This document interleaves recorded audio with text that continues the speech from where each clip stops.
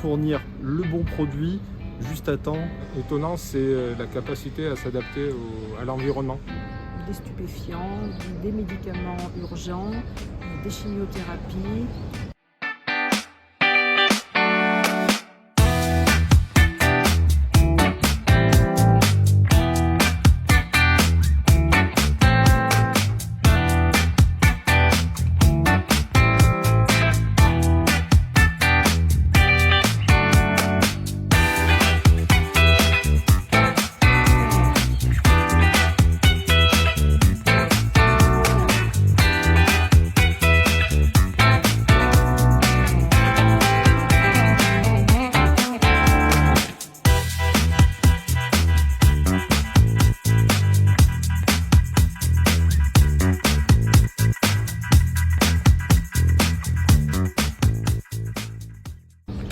Bonjour, je vous laisse vous présenter. Je suis Isabelle Grand, je suis pharmacien chef de service du centre hospitalier Emile-Roux. Je viens d'assister à cette présentation robot. Qu'est-ce que vous en avez pensé? Je trouvais ça assez bluffant.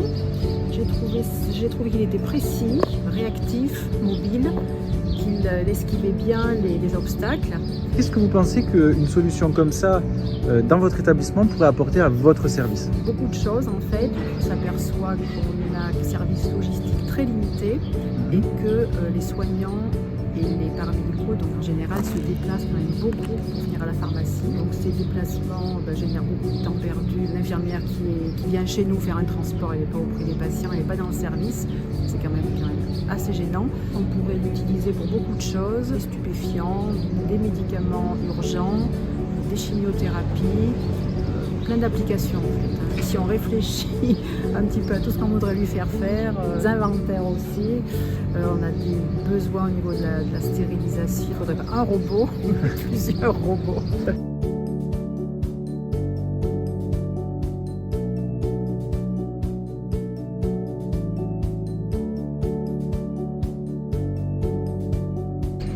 Bonjour, je vous laisse vous présenter. Bonjour, donc François Clément, je suis directeur du GIE Blanchisserie Hôpitaux du Velay. Dites-moi, qu'est-ce que vous avez pensé de cette démonstration menée dans votre établissement?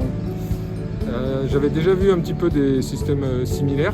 Ce qui est étonnant, c'est la capacité à s'adapter à l'environnement en si peu de temps. Vous étiez là hier, aujourd'hui on voit du résultat déjà qui est plus que satisfaisant.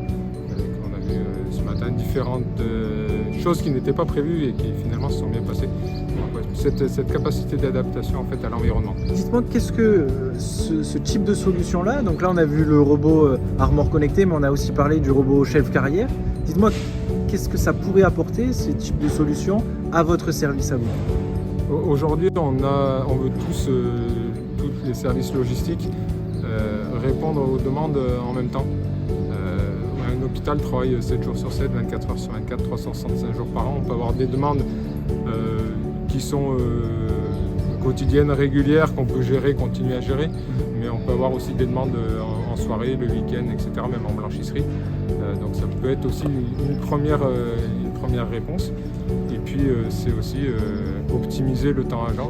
Des dépannages, livrer une armoire à l'autre bout de l'hôpital, en livrer 4, on fait un circuit, on l'organise. Ouais. En livrer une seule, c'est peut-être pas forcément la meilleure façon d'optimiser le temps agent. Et aujourd'hui, le temps agent, on préfère l'avoir et le consacrer à d'autres tâches.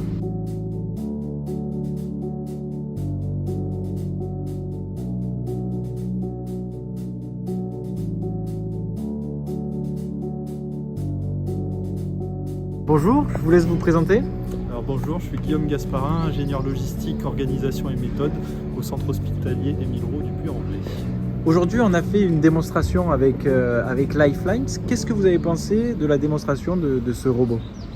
Eh ben, ça a été une découverte, les robots autonomes, les AMR comme on les appelle aujourd'hui. Je connaissais déjà auparavant les AGV qui existent déjà dans certains établissements. La grosse problématique comme un hôpital qu'on a nous au Puy-en-Velay, c'est d'évoluer dans un environnement qui est mouvant, qui n'est jamais le même. Et c'est vrai que ces robots autonomes, celui de Lifelines, à vraiment prouver une certaine agilité, à pouvoir se déplacer au milieu du personnel, au milieu du patient, au milieu des brancards, au milieu de tout le matériel qu'on va retrouver et qui va bouger dans les couloirs d'un hôpital.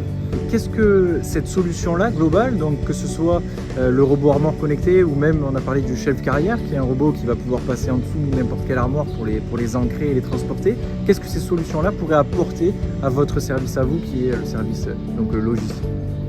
Et ben nous aujourd'hui, ce qu'on recherche sur la logistique, c'est essentiellement être un vrai soutien pour les services de soins.